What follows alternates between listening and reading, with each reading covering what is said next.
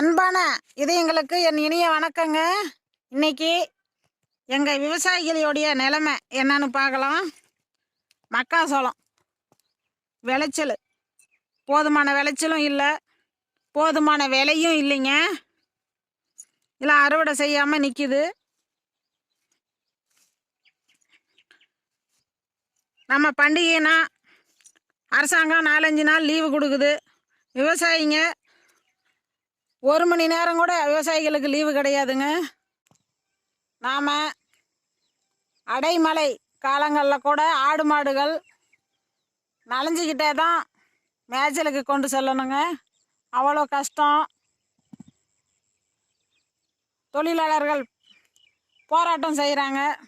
விவசாயிங்க போராட்டம் செஞ்சால் என்ன ஆகும்? ரொம்ப கஷ்டங்க விவசாய தொழில். விவசாயம் வளரணும்னு நாம் நினைக்கிறோம். மக்காசோளம்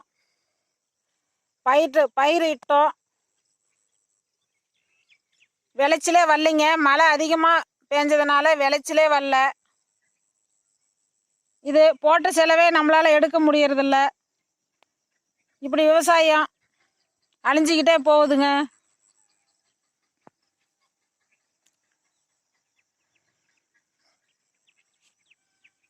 மழைக்காலங்களில் நெல் நடவு செய்கிற விவசாயிகளும் ரொம்ப கஷ்டப்படுறாங்க. இதை நாம் போராட்டம் செஞ்சால் என்ன பண்ணுறது? விவசாயம் அழிஞ்சு தான் போகுது. ரொம்ப கஷ்டமான காலங்க விவசாயிகளுக்கு. அரசாங்கம் மக்காசோளத்துக்கு விலை ஏற்றுமதி செஞ்சால் நல்லா இருக்குங்க.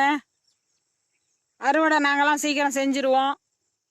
எல்லா நெல்லுக்கு எல்லா பயிர்களுக்குமே கொஞ்சம் விலை ஏற்றுமதி செய்யணுங்க.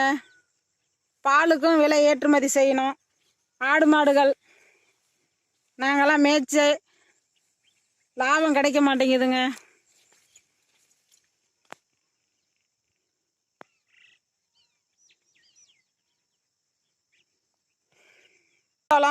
போதிய விளைச்சல் வரவில்லை.